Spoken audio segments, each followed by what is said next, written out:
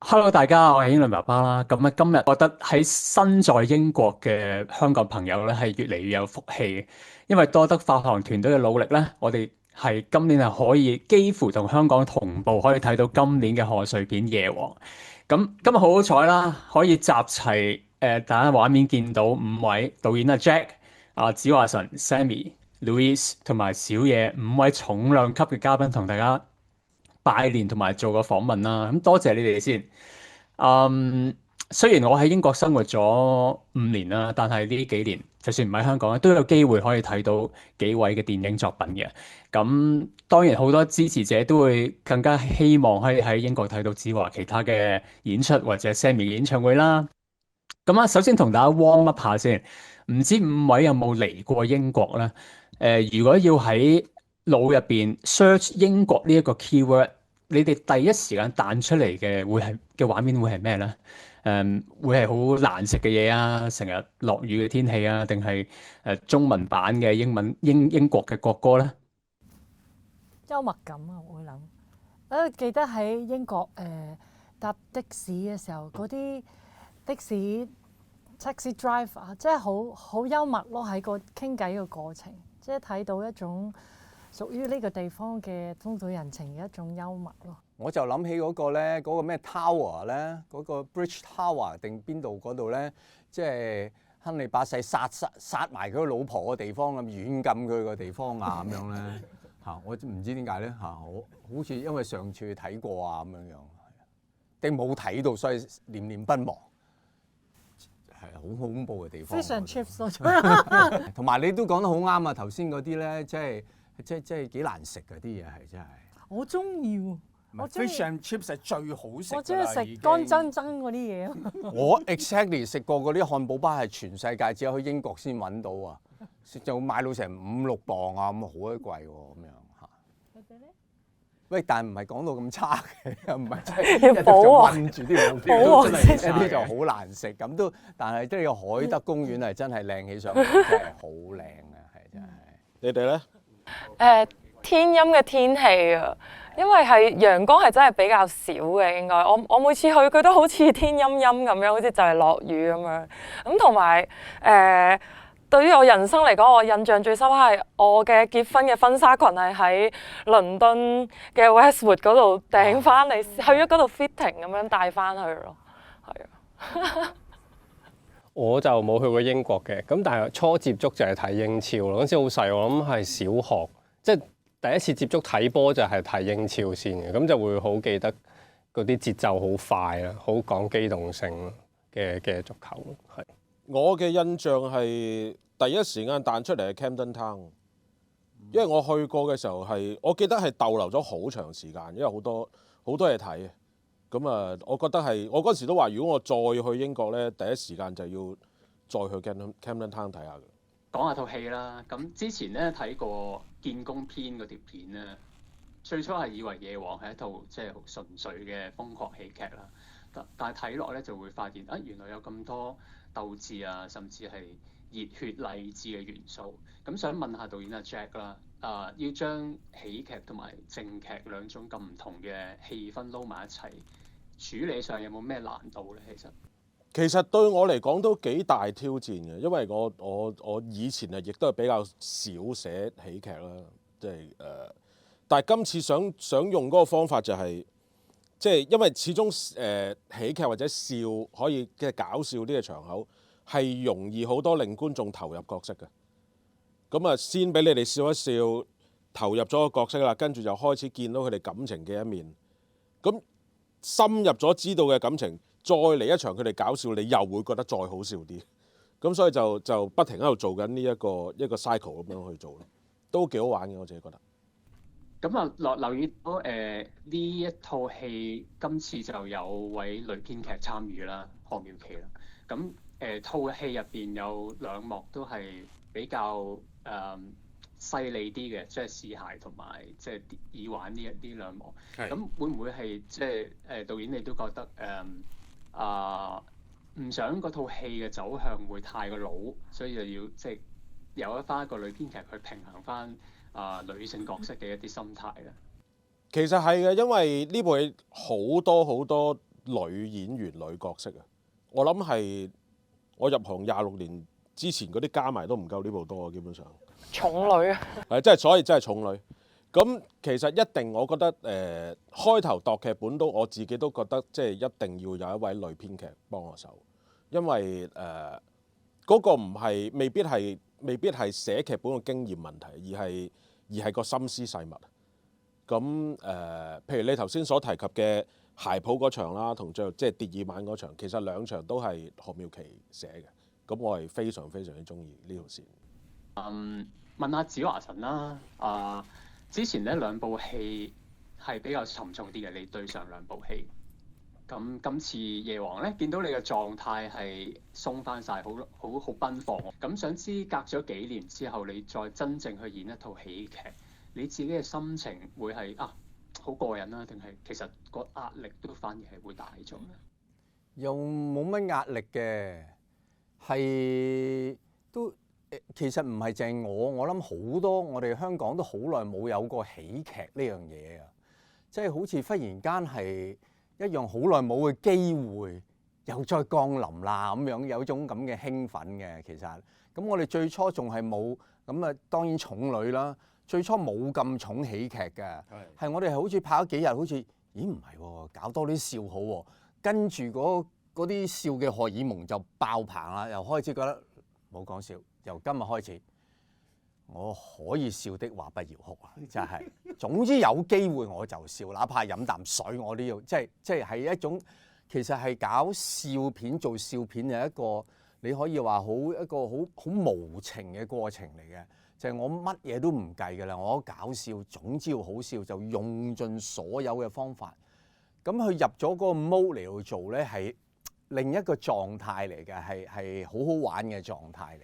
咁但係因為同時又要兼顧佢嗰啲好多情深啊、好多義氣啊嗰啲嘢咧，咁你適當嘅去調節啦。但係嗰個喜劇底係好令人興奮嘅，我覺得。其實到今日咧，打開 IG 啊，打開 Threads 啊，啲演算法咧仲係不斷咁推緊你以前棟篤笑嘅片俾大家睇嘅。咁戲入邊有一場即係教小姐嗰場戲啦，我自己睇咧就好強烈，好似睇你金盆朗口之前棟篤笑嘅感覺。咁想八卦下拍呢一場戲係咪即係你有啲爆肚嘅嘢出現啦？現場嘅其他演員係咪都係好真實嘅反應去 capture 嘅？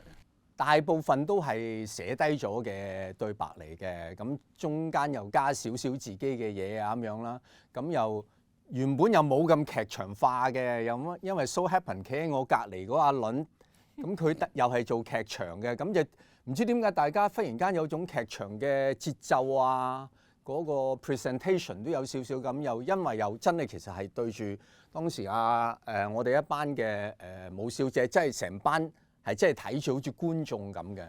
佢哋之前係特登唔俾佢哋睇我哋段戲點做嘅，想攞佢哋真正嘅反應啊咁樣咧。咁所以就都真係好似喺劇場做一場戲咁啦。當時嚇幾特別㗎都嚇。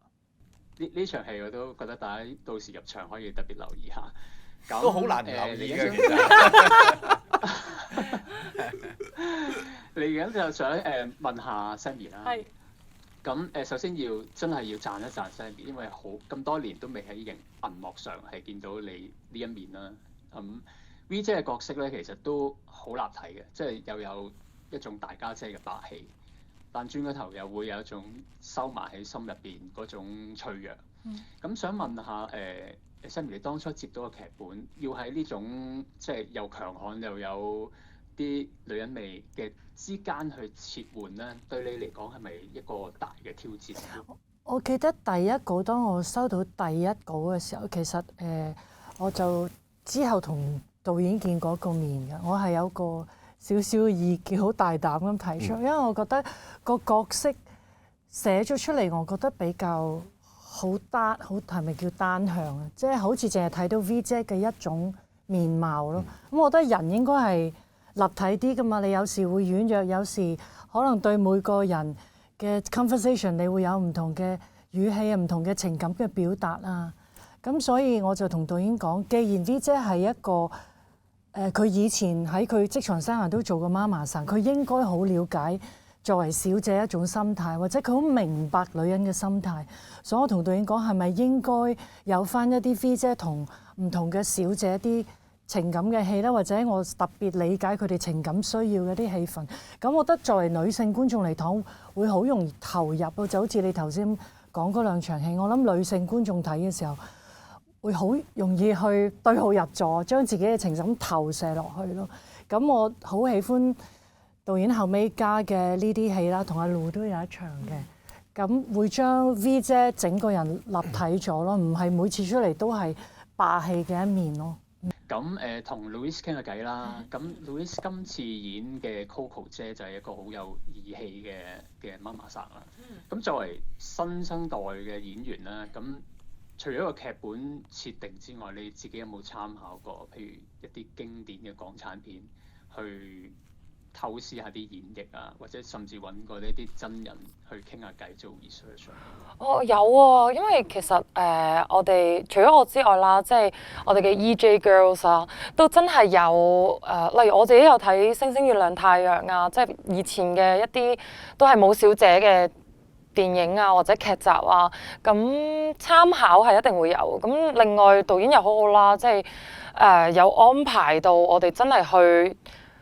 係咪算係去了解，真係去認識夜場嘅小姐們，即係喺佢哋親口去話俾我哋知啊！如果我哋有客戶嘅時候，我哋應該要點樣去翹佢哋隻手啊？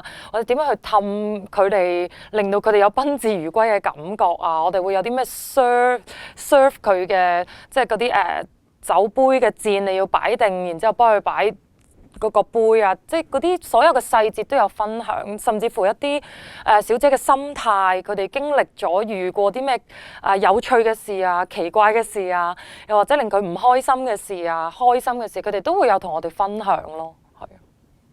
嚟緊都想同小野傾下偈啦。咁小野之前做嘅角色都係比較斯文或者憂鬱啦。咁今次演呢個太子峰就好突破。咁尤其係你戴住個紫色太陽眼鏡嘅時候咧，就嗰種邪氣出晒嚟嘅真係。咁想問下做反派你有咩感覺？係咪個人好釋放啊？定係好釋放？你覺得你嘅呢個角色係暗黑嘅真係壞咧，定係其實佢都係一個少少悲劇嘅人物啊？我首先要多謝阿導演同 Karen 佢哋一齊諗咗嗰個造型啊，因為本身太子峰喺馬場嗰場戲，如果留意到佢係斯文嘅眼鏡嚟嘅，咁講佢入咗魔之後咧，佢就換咗埋副紫色嘅太陽眼鏡，即係好似有一個即係視覺上都見到佢嗰個入魔嗰個過程咁。咁我諗其實嗰個眼鏡已經幫咗我好多，已經即係幫咗起碼觀眾去點樣接收呢個人啦。咁而阿悲劇性，我覺得太子峰係幾可憐嘅。即係佢係一個可憐嘅人嚟嘅，但係咧個重點就係其實呢個戲係冇人可憐佢，即係佢基本上我記得我一開始睇個稿嘅時候有啲感覺係好似當日嗰班友係夾埋欺負佢，咁當然啦，但係因為即係做你，即係觀點與角度問題，咁喺呢個戲裏邊太子峰係一個反派，咁所以佢係應該要俾人整治下嘅，咁但係我諗喺做嘅過程都冇特別諗係咪反派嘅，都係諗佢點樣去理解佢嘅人生要點樣行咯，同埋啱嘅，譬如問阿路點樣去有冇啲咩 reference， 我都有諗太子峰想成一個點樣嘅富二代，因為香港電影裏邊好多富二代都係好油膩嘅呈現嚟嘅，但係我就會諗起魏永孝，即係當然太子峰就絕對唔係魏永孝咁好啦，即係唔係一個咁能幹嘅人，但可能佢係20年前嘅魏永孝，即係可能魏永孝都未學識嘅時候。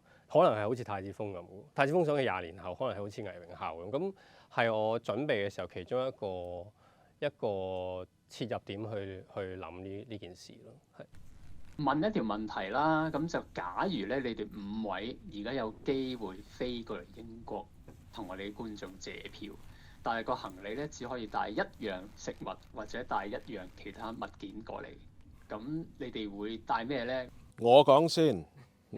我一定帶食物嘅，我會帶笑口棗，因為一來過年啦，同埋其實有好多過年食品好得意嘅，你平時係一定唔會食嘅，你係真係去到過年嘅時候先食。而我係好中意食笑口棗，所以我一定會帶一包我都係嚟喎同大家分享。成包隊喎。我帶咩啊？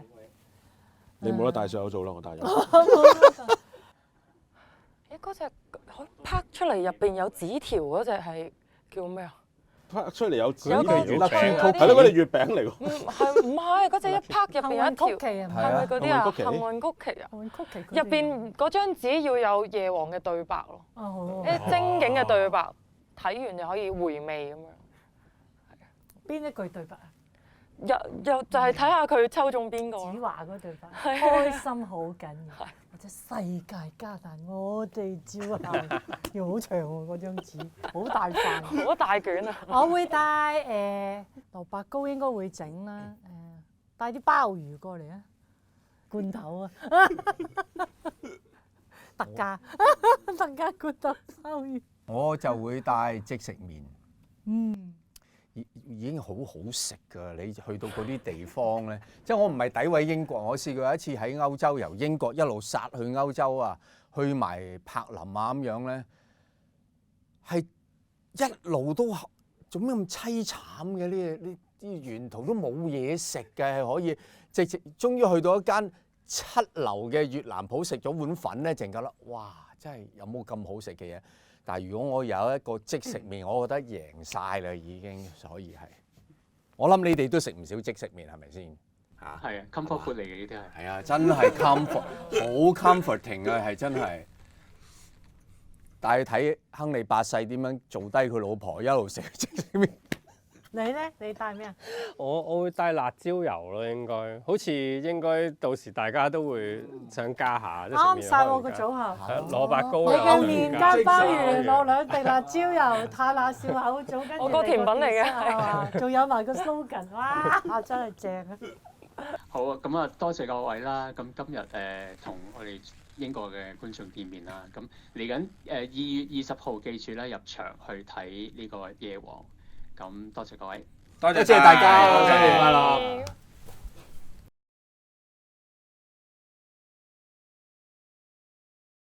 世界艱難，有技巧就唔難。為咗你哋永遠都記得，我今日自己示範一次。正式開始，一坐低，一隻手翹住個客，嘟住個嘴喺佢耳邊講。先生，佢哋係俾錢買尊嚴啊！從今日起，全部做選美，俾客自己揀。